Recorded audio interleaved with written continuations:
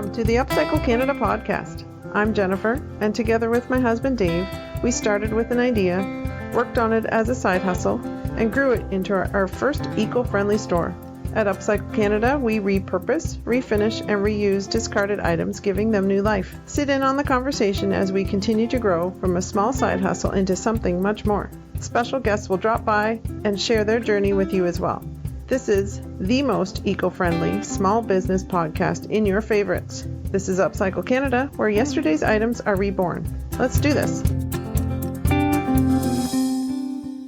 Hi, I'm Gemma from Re-Vive the TEE, and I'm on the UpCycle Canada Podcast. Yes! Yay! Thank you so much. Finally! Yes, we have We Gemma. have revived the TEE. Our teas have been revived. We're so excited. So, welcome Yes. Thank to you. our podcast. Thank you. Have you been on a podcast before? No, you are my very first one. Wow. We are so honored. We are so honored and Yes. pleased to welcome you to our Thank podcast. You have been a supporter of ours for quite some time. Yeah. Going back to a blog I think you did about us a while ago. Back in, Right. I think Which- it was in 2020, yeah. My goodness, yeah. Like that, when we saw that pop up, we're like, what is going on yeah. here? Yeah. Who is this person and how can we hug her? Yeah. Right? Like that was so nice of you to do that for us. Thank you for that, by the way. Yeah, no, you're welcome, totally. It was so kind of you to reach out and do a little spiel on our little business as we're growing. So Yeah. who would have thought we'd be now on a podcast together and sharing your story now? It's our turn to pay back, right? That's great. We owe you, and now we're back to pay our debt for that blog post. Thank you so much. So we're here with you today.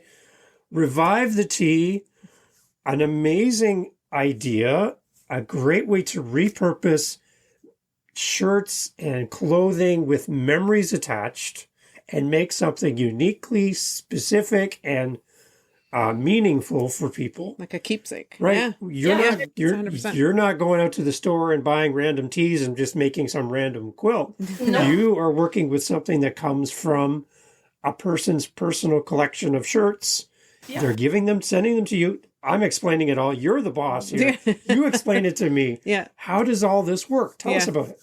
So, pretty much everyone has that collection of t-shirts or items of clothing in their closet that, every time you go to sort your closet, you pull them out, you look at them, you're like, you know what, I'm not ever going to wear them again. But you also think, well, I remember I did this when I was wearing it. Oh, I just can't get rid of it. So you kind of fold them back up and you put them back in the closet. Well, it just seems such a shame to leave them there. Like, those need to be out on display. They need, there's such a conversation piece.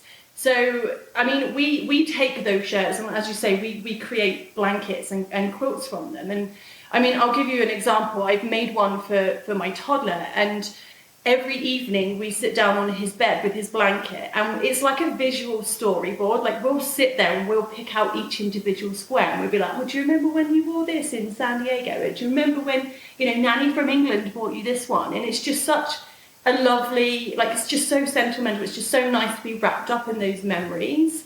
And I know, feedback I've gotten from my customers and everything, everyone says, just everyone loves it. And I just love being able to, explain how I got the t-shirt. And because, our motto is, helping Canadians celebrate life, achievement and adventure. And if you really think about it, it's those three things is where you collect t-shirts, whether it's from, sports that you play, or whether it's from your travel journeys, or whether it's from concerts you've attended. We all collect clothes for the, from those particular events, and being able to kind of put them all in one place is just, they're amazing.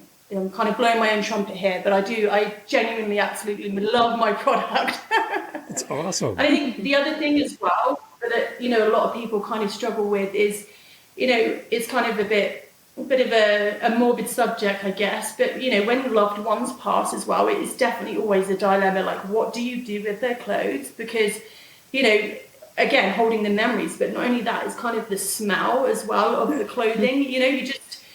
I think a lot of people are at a loss, I can't keep it all, but I also don't want to bin it, what do I do? And we make a lot of kind of memorial quilts as well, to kind of gift out to the family, or to give to, there was a little elderly lady that bought, well, I think it was her grandchildren. She lost her husband about 3 months ago, I think, and as a surprise, we made a blanket from his shirts, and I got sent this photo, and she's just stood there in tears, and the review she left on my website was just like, oh, it was just, yeah. So obviously that's another great part of our business, that we're able to help people really with their grief.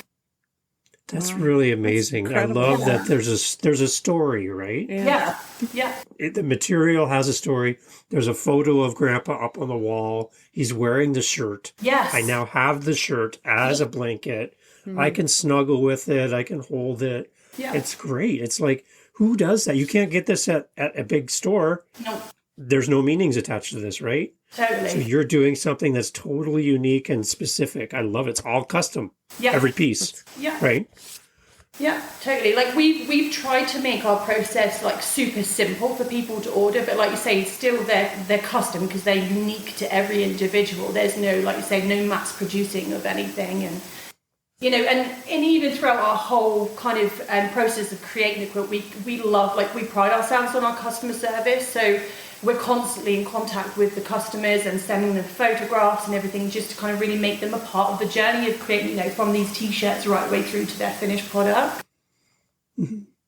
So what was the beginning point for Re-Vive the TEE? How did you come up with the idea of doing this business on your own, creating something from scratch? Why did you create Re-Vive the TEE? So I have to explain that. I kind of have to go back to the beginning. So this is Gemma in her mid-20s, had 2 little kids, didn't want to go back to work. And so I kind of thought, well, what can I do? What can I do? And I'd seen some other people kind of make, like bibs, dribble bibs or that kind of thing online. I thought, you know what, I wouldn't mind, because I've always been pretty creative. Like, I love to draw, I love to do anything creative. And I thought, you know what, that's something I wouldn't mind learning how to do. And so I bought my first machine. It was actually my husband that showed me how to thread it up and use it for the first time. He remembered high school days how to do it. And then I sat there and watched YouTube clip after YouTube clip and just kind of figured out how to do it. I then had a friend that kind of showed me, it was a stuffed animal made from baby clothing. And I was just like, she got it made by someone else. And I just remember sitting there thinking, I could have done that. Why didn't you ask me? And I was like, right. It kind of gave me an oomph to go and learn how to do that, because I just couldn't bear the thought of my friend getting it from somewhere else.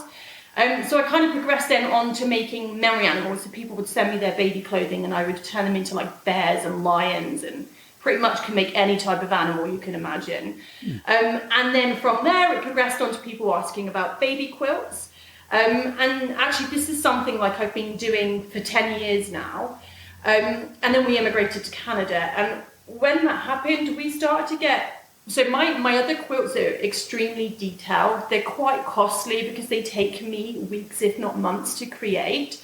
And I was getting a lot of feedback from people saying, do you know what, I really love that idea, but I don't want to spend, upwards of $1,000 for something. I want something that you can like get done, get out to me really quick, and that's, a third of the price. And so me and my husband sat down, had to think about it, and kind of come up with this whole concept with Re-Vive the TEE, where we changed it so that they're all uniform, so it's just the equal squares, but say custom because it's made still from people's shirts. And we've made it so that, it's just the process is much quicker, so therefore we were able to kind of pass those savings on to the customer as well. And then that's how Re-Vive the TEE was born. So I think initially, like my business, it was just kind of more of a hobby for me. It's something to do while my kids were young, something for myself. But as soon as they kind of went to school, it turned more into like, I don't want to give this up. I need to try and turn this into a job. And actually, my middle son, he is special needs. And so I do have to be around quite a bit for him for appointments. I've had to go and collect him from school multiple times. Like, we've had various things going on. And I know being in a regular job, it wouldn't have allowed me to have that flexibility. For that reason as well, it also inspired me and motivated me to come up with the idea of Re-Vive the TEE, so that I could remain doing this and still have that flexibility and be there as much as I needed to for my children. Excellent. So I guess, I mean, it's quite a long story. It's a 10-year process, but I'm so happy with the way, where we are right now. It's been absolutely amazing. And I don't think I've really told that story to a huge amount of people, and I kind of want to start to tell that a bit more, because really, like, my customers have helped me achieve that, have helped me be a better mom to my children and be available when they've needed me. So I'm super thankful for everyone that's ordered with me, anyone that's kind of, I've come into contact with, because it's really had a huge impact on my and my children's lives. It's amazing. And that's the beauty of having a small business. That's the beauty of having, to know the maker who makes the products that you buy, right? That's a great back and forth. And for anybody listening that wants to support a local maker, you're supporting the person. You're not supporting this faceless name, people that just sell products. They don't know how they're made. You are talking to the person that's physically going to make this for you and put love and care and their whole heart into this thing. This is why small business matters. And it's now giving, in your case, giving you the flexibility and the freedom to be a great mom. Absolutely. And still have a business, right? Yeah, it's great. It's a great winning combination. So that's why we want to encourage everybody to support local, especially during holidays or gift giving or any kind of a memorial present. There's so many things that you can do. Graduation. Yeah. Oh my goodness. Right? Yeah. That you could take all of the shirts from like our kids went to a school with a uniform. Yep. Right. And at the end of when they graduate, we have all these clothes now. Yeah. It's like they're all branded for the school. We don't know what to do with them. No, you can make them a quilt, right? And you don't want to throw them because of the sentimental value, but absolutely, yeah. And they cost a lot of money. Oh yeah, that's right. I know, like, some of the concert shirts that I've used before. I mean, when I very first started, I made my brother a quilt, and I know, like, he'd gone to a bunch of, I can't remember what the band, it was a rock band, and I remember him saying to me, like, these shirts, like, they were like $150 each. I'm like, man, you want me to cut them up? But it's like, yeah, but can you imagine? I can't get rid of them. So yeah, I mean, once you get a decent sized quilt, that's a lot of money's worth of t-shirts in there. That's right. So tell us this, so people have an idea as they kind of picturing this. What are some of the different size quilts, and how many shirts would go in a certain size quilt? Just so people have an idea in their mind. Yeah, so we have 6 sizes, and they range from a lap right the way up to like a XXL to go on a king bed. So our smallest size, the lap, it's great for kind of cuddling on the couch, just to hang over the back of the couch, to have in the, like, I take mine camping with me. Like, I love sitting there with it over my lap while we're around the campfire. Not sitting too close, mind you, because you don't want it to set on fire. That would be good. But yeah, so those take 16 t-shirt sides. We say t-shirt sides because some shirts, especially like jerseys, they have like a motif on the front and the back, so you're able to use that t-shirt twice. So yeah, there's 16 t-shirts which are lap, and then it goes to our small, which is 24 t-shirt sides, and that's like 4 feet by 6 feet. Then our medium, which is 5 by 6, which is 30 t-shirt sides, and then you've got the large, which is a 6 by 6, and that's 36 t-shirt sides. That kind of fits on a queen bed. And then after that, it goes up to 2, which fit on a king bed, which is a 6 by 7, which is 42 t-shirt sides, and a 7 by 7, which is 49. I'm so impressed with myself. That was great. You did that very well. You've done this a couple times before, I take it. Yes, it's great. Yes, you tell. Oh. So for a listener who's interested and would love to have you work on a project for them, if I said today I want to get one of your quilts made for me, what is the process? How does this all happen? So we have a website, and in fact, we just launched our brand new website. We've made it even more kind of easy to navigate, lots more kind of testimonials from our previous customers, and we've just trying to make it a little bit easier for the ordering process. But it's just literally 3 simple steps. You would go to your closet, you would count how many t-shirt sides you had available to put into a quilt. Go onto the website, and then there's size charts, and you kind of figure out which one's the best one to order. And it literally is just a case of clicking order. And then we send you a link with an email which will a document which will explain what you need to do to prep your clothes ready to mail them to us, and then provide the mailing address, and it gets sent to us. And then once the parcel arrives in our studio, we then confirm back to the client that it's arrived, because we understand, like, it's scary sending stuff in the post, but so we want to make sure we're in touch with that, the whole process. And then from the date we receive, it's around 2 to 3 weeks, sometimes 4, depending on our work volume, before we make the quilt and send it back to you. And then again, like, we still keep in contact at that point too. Like, we're letting them know, we send them a sneak peek picture, and then we confirm tracking information, and then confirm once it's at their door as well. So yeah, it's super simple, super simple. Excellent. Very cool. I know with the process of then sending you stuff, it's probably such an honor as well, right? To have people's personal items. And do you have a lot at the same time on the go, or do you just do one project at a time? So there's 2 of us that work here and creating the quilts, and we have a really good flow going on. So I don't work on more than one project at a time. For that, I want to give my full attention on each one. I don't want to be doing a little bit here and a little bit there. I like to give my full attention. As I say, I text the person or email them and try and kind of communicate as well. I guess it would probably get a bit confusing if there was too many involved. But yeah, no, it's one project at a time. I mean, currently we are creating between 10 to 20 quilts a week. Oh my so gosh. It's pretty crazy. Like, we are getting through quite a number. That's crazy. That's amazing. Oh my goodness. Yeah. Yeah, it's exciting. So it takes about 3 to 4 weeks, and then the people will receive them back. Is there a typical size of blanket that's more common that people are asking for, or is it all across the board?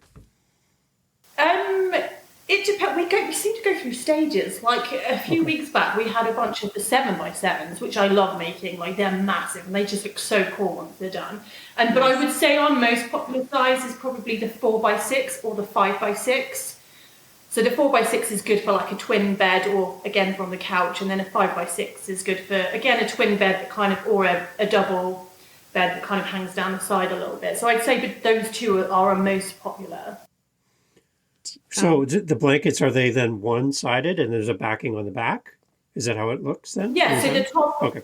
Yeah, so we so once we receive the shirts, we cut them. So each of the shirts, they're cut into 12.5 inches on the front, and then we serge them together. So serge, like, if you think of any kind of any garment of clothing, the way they're constructed is always by serging them together. So we're basically just kind of deconstructing things and reconstructing them back how they were originally made. So they're really durable, they're really kind of tough, and they're there for the long haul. Mm-hmm. So we serge them all together. A million times we iron them. Actually, the lady that works with me, she's my mom, which is great. I love working with my mom. Wonderful. She's my chief presser. Yeah, she's my chief presser because she's better at it than me. And the one time I did it last week, I left my iron too close to the base and I melted the iron. So I'm not good at that part. So anyway, pressed a million times, and then we back it with it's 16 ounce, which is a really thick velour fleece. I mean, that's one of the biggest feedback that we get from people, is just how warm the blankets are. And they're super kind of durable. And then we turn them right side out, and then we top stitch around the edge. So I always say they're kind of a modern take on a quilt. Like, obviously a quilt traditionally is pieces pieced together, and then you have batting in the middle, then a backing, then it's bound, and then it's you have a pattern put in the over the top of it. It's not like, it's a modern take of that, because not like, I make those quilts with my other business, and they're just not as popular as what they used to be, especially with kind of the younger generation. They prefer blankets. Like, I'm totally a blanket person. In summer, I'll make my husband like turn the air conditioning up so it's freezing, just so I can get my blanket out and sit on the couch, because it's rubbish. He's like, you know what you want to do? What? But yeah, I think modern take on a traditional quilt. So it's more kind of a blanket style, but say they're just t-shirts on the front, and then on the back it's the velour fleece. Nice. Amazing. Is the price range similar to like each size that you have? Do you have kind of a general price range, or are they separate per customer basically? No, it's the same price. It's the same price. We worked so hard to kind of bring our production times down, to bring our material costs down without compromising on quality. And so we offer standard pricing. Like our lap starts at $165 and it kind of goes up in increments from there. But even our biggest like 12-inch quilt I think it's 300 and something. It's not, we've just switched around our pricing, but it's not, it's affordable. It's definitely affordable. And for what it is, whereas, too. I mean, people create. For what it is that you're making for people, a price really isn't really an option because it's a priceless piece that will last forever. That's so great. Exactly. Yeah. And then obviously with buying that quilt, you're buying, the 10 years experience that I have personally cutting up clothing and recreating them into different items. So there's nothing I can't make out of a pair of pants, I tell you.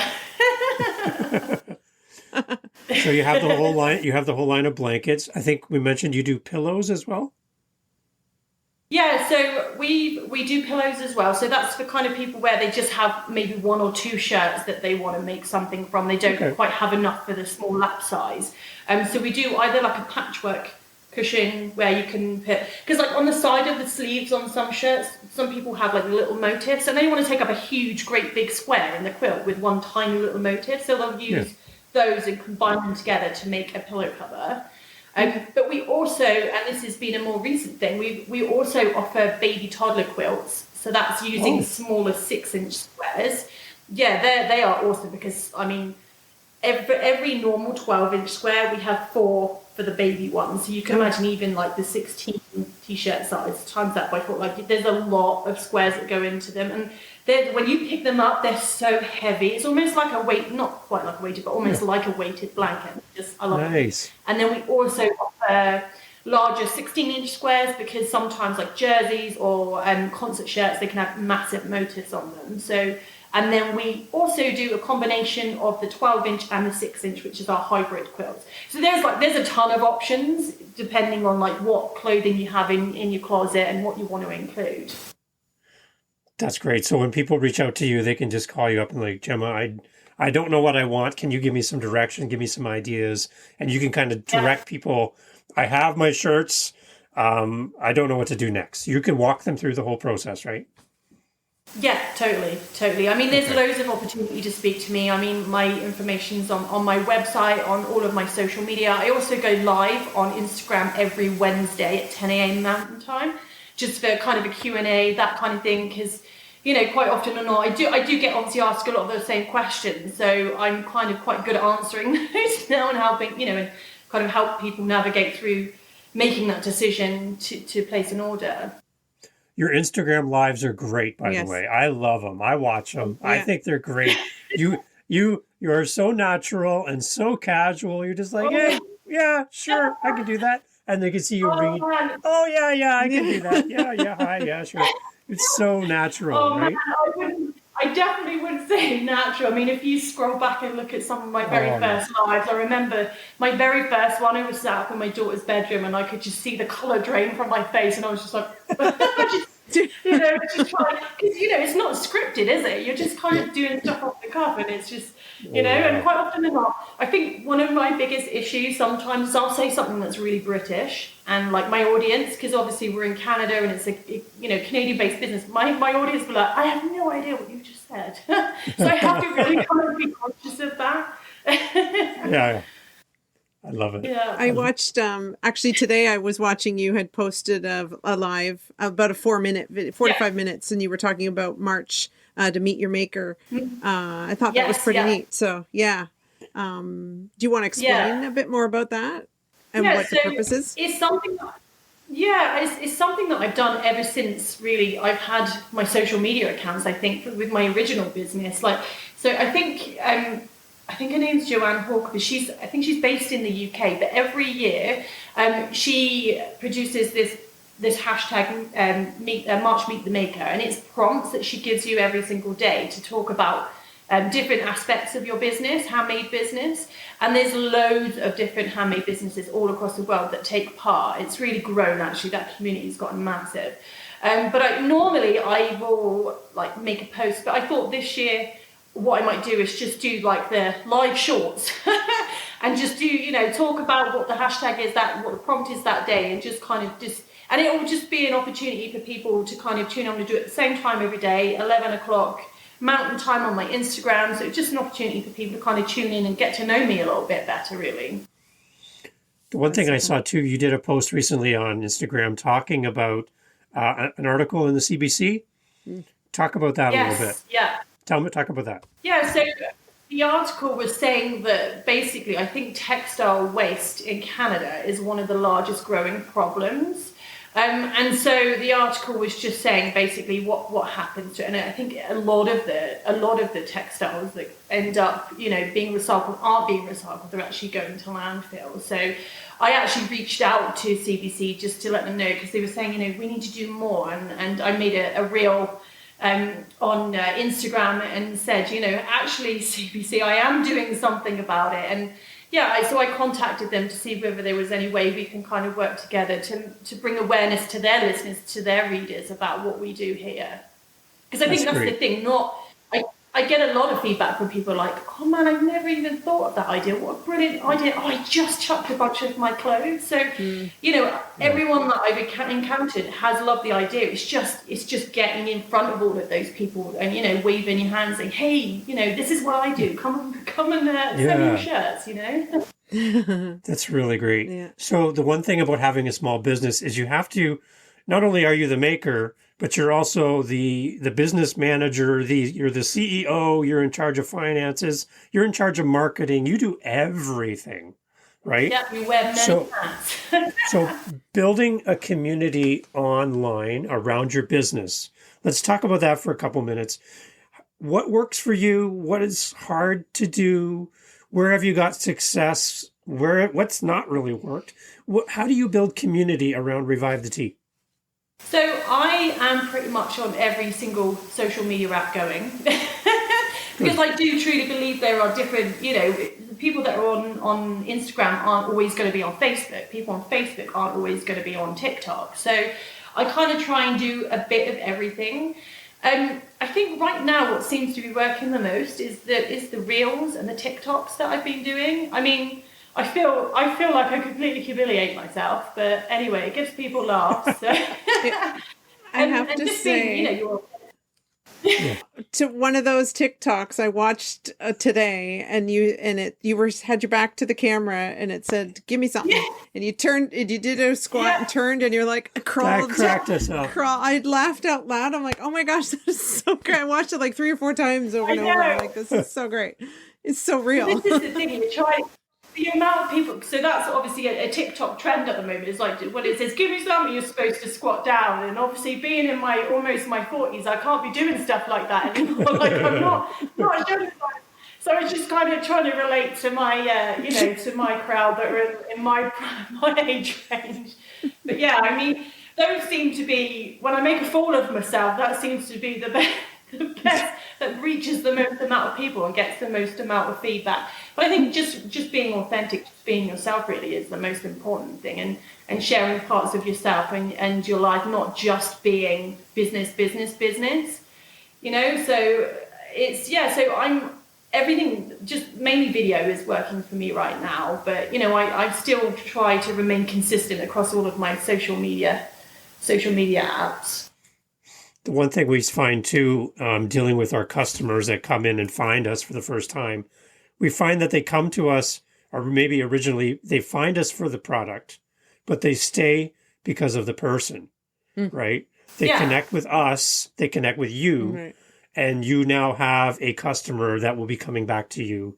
Again, they'll tell other people, right? Yes. That word of mouth marketing is you know, when you're not even in the room, you're not on their Instagram at the moment, but they're talking about you. They're I'll have to tell you this. You know. I'll have to tell you this quick little story. I had an order yesterday, a lady that I was chatting to, and she was actually, funny enough, she was actually just in the neighbourhood next to me. And I was like, hey, just out of curiosity, how did you hear of me? She went, funny story. She said, my cousin, who lives in Ontario, ordered a quilt from you. And she said, you know, she just unfortunately lost her dad, and so she wants to make a memory quilt. And And she said, oh, you should contact this company. They're actually in Calgary. And then when she contacted me and said, well, I'm just in the community next to you. I was like, that's crazy. This person in Ontario ordered from me. And now I've got another order from a referral. And you're 5 minutes up the road. Like, just blew my mind. It really did. Wow. Isn't that great? Yeah. That's pretty neat. It's so amazing, right? So to have all these social media tools, a website, all those things are great tools, but those are just tools, right? As a maker, you want to connect with your audience. And by doing social media posts, live Instagram, it might not be our comfort zone, but people are reacting because they want to connect with you and they want to have that back and forth with you. You can't really have it on a podcast because they're just listening to you. But when they can reach out and they can, have that back and forth and connect with you as a person, then you've gone to a different level as a maker and as a customer. Right. Yeah, there's like there's a trust. We talk about building a like and a trust. Yeah. They have to know you, they have to like you, and they have to trust you. Yeah. That's the biggest thing to overcome as a maker. So anytime we can use all those tools, like a website, social media, helps to kind of break down those walls, and then people feel comfortable giving you my grandfather's clothes. That's it. I only have one set. Yeah. Right. I'm giving them to you, and I'm hoping you're not going to mess this up. Right. That's what I was saying. That's what I was thinking. I mean, the trust kind of has to go even further with me because, they are trusting me with irreplaceable items. So, it's really important that I do build that with my customers. Totally. That's great. Yeah. And the fact that you offer custom, we've talked to some makers, they don't do custom. They just make what they make, and you can pick from the rack, and that's it. Right. And it's like people have custom requests, but they don't know where to go. So the fact that people can find you and bring these items to you, now that's our hope in the podcast world, is that we can share that message and people can locate you and connect with you. Mm-hmm. And let's get this going. We found the answer to our problem right here. Yeah, totally. And I've also recently created a Facebook group as well called Hobbies to Handmade. And I created that to have a place for people to go to kind of, because, a quilt is all about celebrating. It's about celebrating, like I mentioned earlier, life's achievement, adventure. And it's a place where people can come and just kind of share wins, like, oh, my kid won the game this weekend. Or, look at my kids' soccer team, look at them all in their fancy shirts. Or it's also a place that people can come to chat and ask for advice about building handmade businesses. Because now, after 10 years, I do have a lot of experience and I do have a lot of things that I can share with people as well. So, that's something I created recently to try and start building a community and kind of for people to get to know me on kind of a different level as well. Yeah. I have a question. Being that you've done this now for about 10 years, do you have, or would you have the ability to, if people are interested in doing what you do, to teach them and sort of share your talent with them as a teacher, to have someone else sort of take on that same tradition? Yeah, I mean, with my, definitely with my Gemma Stitches business is something that I have done previously. I have taught people how to create quilts.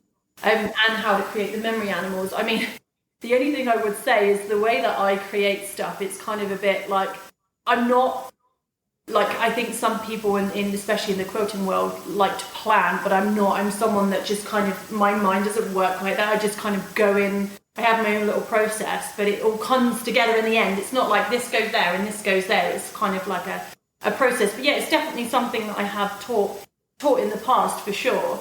But I'd love to, in the future, I'd love to bring on other people with Re-Vive the TEE once we kind of get out of our home studio and have other people that would like to learn how to sew, have them in to teach them and get them to kind of join in and create these for other Canadians as well. That's great. That's awesome. Yeah, perfect. Yeah. So you're in Calgary, right? So you said we were talking that you actually sell more products in Ontario than you do in your home province? Yeah, so I would say probably between 80-85% of our products actually do go over to Ontario. That seems to be our biggest market. But so far, we have hit every single province in Canada, which is amazing. That's crazy. Yeah, I mean, we do have, it's been fantastic. We do have a number of Calgary customers, which I love because obviously I get to actually face-to-face communicate with these people, which is great. But yeah, the majority of people are actually over Ontario side. So what is the future of Re-Vive the TEE? You kind of touched a little bit about it. Our dogs are barking at somebody upstairs. What is the future of Re-Vive the TEE? Where are we going? Where are we headed? How can we be a part of the journey? Tell us where we're going. So recently, so I think it's probably 2 months now, I progressed from myself producing to then having my mum come work with me as well. We work full time together creating them. And then when we're at the point of kind of maxing out me and my mum, we'll then bring in more sewers. So I think each sewer can produce probably around 10 quilts each a week. So once we've received those kind of levels of orders, we'll then move from our home studio into a manufacturing space. And at that point, I then do have plans to kind of combine both my businesses and then also offer the bespoke quilts. And also offer the memory animals, that kind of thing as well. And, you know, I want to give opportunities to other parents that were in my situation where, you know, I need flexible hours because my children kind of need me there, or, you know, I don't have family here, so I need to be around school hours. You know, I need to work my working hours around my children's school hours and things. So, eventually I want to kind of offer that line of work to other people because, you know, it's not like, when you're producing quilts, it's not like it's a 9 to 5 thing. Like we can be totally flexible as to when people can work. So yeah, I can't wait for that. Like I'm ready to do it now. I want to do it now. Like I have in my mind, right time before I go to bed, I sit there and I think of little things like, oh man, I'm going to get everyone these little matching tool belts to keep their scissors in and like matching pinkish. Like I think of everything like that. Like it's like a wedding. I plan everything out to the T. Like I can't wait. I'm super excited. Super excited. I liked how you put and we'll get there. Like, yeah. To the T, you say. Everything's planned out to the T. Well, nice plug for your business there. Yeah, but you know what's really funny? Every time I speak and they do the auto captions, it always says TEE. And because I'm British, I just always have a giggle at that because everything's about tea. I love it. Yeah. So one thing we're going to do on our Instagram and our Facebook, something special for people that are a part of the UpCycle Canada family and part of the Re-Vive the TEE family, is we're going to be offering up the opportunity to get a 4x4 lap size quilt done by Re-Vive the TEE for one special person. And we're going to work through the details together on how we're going to make this happen. But the person that's going to win this opportunity will be sending their products to you, and you're going to be making a quilt for them out of their clothes. Yeah. So it's not like you're making it and just giving one random thing away. This is somebody's personal clothes that they're going to be sending to you. So we're going to work through the process of all this. Really excited to do this. Yeah. And you've been very willing and helpful to help us do this. Thank you for that. So we're going to talk about that on our social media sites. So if you're listening to this podcast, I'm thinking we're going to probably do it early spring. Yeah. Because we need time to get the podcast out, have people listen, and be a part of the process. But we're going to be doing that. And I think it's very kind of you to be willing to help us with that. And we want people to tangibly experience Re-Vive the TEE. Yeah. And I hope that we have so many people enter this who will be completely disappointed that they didn't win, but they will be convinced to come to you anyway. Absolutely. And want to be a part of the Re-Vive the TEE family. So that's the idea behind all this. So the other thing we like to do at the end of our podcast is we like to throw out a secret word, because people have listened all the way to the end now. They're with us all the way to this point. They've heard everything. They're rabid fans now of Re-Vive the TEE. We want a secret word to give to the listeners, and we're going to just do a little special thing for whoever replies back with this special word that you're going to provide. And they're going to send us an email, they're going to send us a DM, they're going to send it to UpCycle Canada, and we're going to celebrate the people who listen to the end. So, from Re-Vive the TEE, what would be your secret, special Easter egg word that we're going to hide here at the end of the podcast? What is it? It's got to be tea, hasn't it? Tea as tea. in drinking tea. TEA. I mean, that's TEA. That's what it's got to be. British and Revive the TEE. I love it. I love it. So explain to everybody where to find you. What's the best way to connect with you? The Instagram lives. What do you want to tell everybody? How can we get more Revive the TEE in our life? Yeah, sure. So I think the main place to head to is our website, which is www.revivethetee.ca. Also, we have our Facebook page, which is Revive the TEE, and then our Instagram, which is revive_the_TEE. Again, same with TikTok, Revive the TEE, at Revive the TEE. And then also email if anyone just wanted to kind of communicate that way, is info@revivethetee.ca. So there's just a ton of ways to contact us. We're everywhere. Just search us up and you'll find us. And that Facebook group you mentioned too, the Facebook group, what was that? Oh, again? and the Facebook group, yeah, it's Hobbies to Handmade. Okay, and you can find that on Facebook. So again, super thankful for you to be part of this. Again, thank you for the blog post from way back in the day. Yeah, that made us feel so special that you reached out and did that little blurb about us. We appreciate it. It really meant a lot, and it was very encouraging. Yes. And I think as makers in a community together, if we can encourage each other to keep going forward, that's right. You can be lonely sometimes as a maker, right? Oh, yeah. And it's nice when makers help other makers. I saw that you connected with junebird.ca. Yes. Great. Samantha's amazing. So I love when makers connect and build relationships together. We're all in this together. That's right. We're all heading towards the same goal of reducing waste. We all have our lanes. We all have our different things that we do, but we're all on the same journey, which I love. So to be a part of your business and to shine a light on Revive the TEE, thank you so much. It's been wonderful. Really. And for a very first podcast, I think you killed it. You did a great job. There's a few words I started there. But no, you did wonderful. You deserve a big cup of tea and a nice warm blanket made by Revive the TEE. Yes, you deserve that. Of those. You deserve it. So we'll talk about the draw for the 4x4 lap size quilt. We're going to talk to you about that. And we're going to share all this on our social media, everything. Yes. And again, just want to thank you so much. And hope you do very well in business. We're cheering you on. And we hope good things for you, okay? Thank you. Thank you. Okay, take care. All right, cheers. Bye. This has been the UpCycle Canada Podcast. Thanks for listening today. We appreciate your feedback and would love to connect with you. Email your questions, comments, or suggestions to upcyclecanadapodcast@gmail.com. To find out more about our business and access links to all our social media sites, podcast notes, and more, please visit upcyclecanada.ca. A review of this episode on the podcast app of your choice is always appreciated. Please help us build this community by sharing our podcast with your family and friends. Our thanks to Jacob Moon for the instrumental backing track used in this podcast. Please visit jacobmoon.com for more on this talented Canadian artist. Join us again for more great topics, ideas, and practical steps to help you in your daily life. Thank you for listening. Let's keep this conversation going.